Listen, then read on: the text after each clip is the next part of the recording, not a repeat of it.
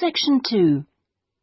You will hear a guide giving visitors to a country house information about the house and gardens.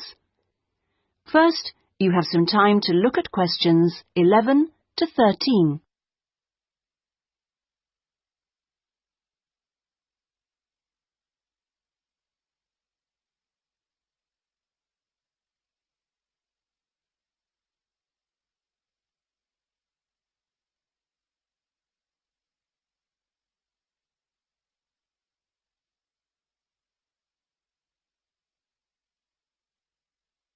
Now listen carefully and answer questions 11 to 13.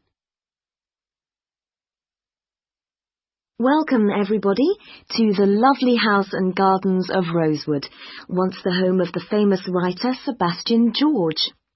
He bought the house in 1902, although he had first seen it 2 years earlier.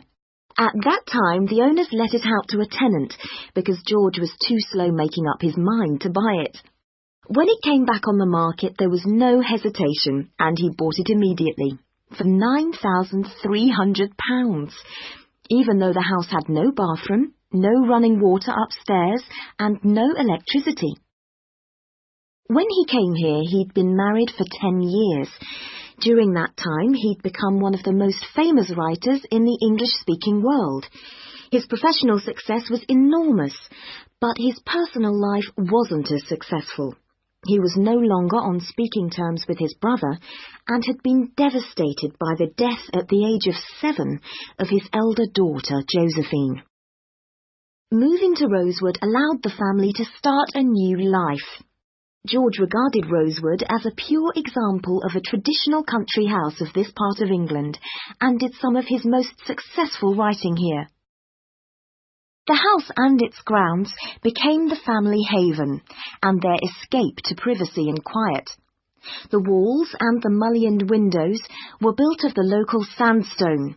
The tiles on the roofs and the bricks of the chimney stack were baked from local clay, and the wooden structures inside came from oak trees which grow around here. Section 4. You will hear a lecturer talking about farming in ancient Ireland.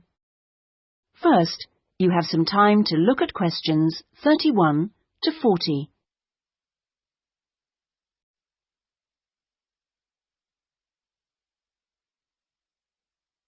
Now listen carefully and answer questions 31 to 40. Good morning, everyone. Last week we were looking at the hunter-gatherers in Ireland, across the Irish Sea from England. Today we're going to move on to the period between 4,000 and 6,000 years ago, known as the Neolithic Period, which is when a total farming economy was introduced in Ireland.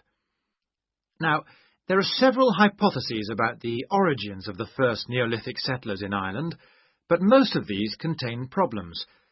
For instance, there are considerable archaeological difficulties about the theory that they came from England. The evidence doesn't really add up. But there are even greater practical problems about the theory that they came directly from continental Europe.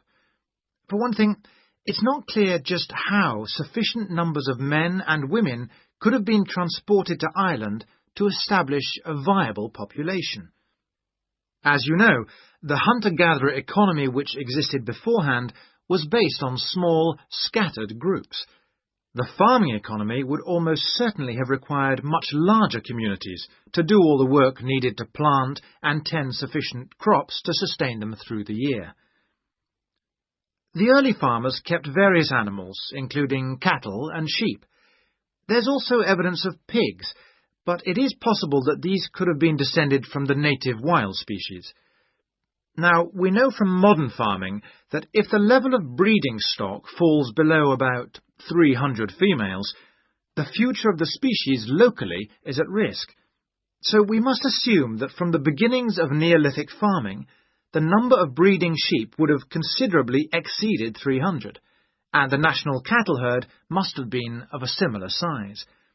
The question is how these were brought to the area and where they came from.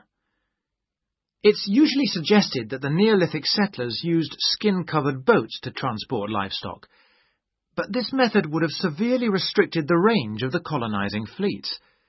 The sheer volume of animal transport necessary means it's unlikely that this livestock could have been brought from anywhere further than England. What about crops? Well, two main cereal crops were introduced to Ireland during this time, wheat and barley, both in several varieties.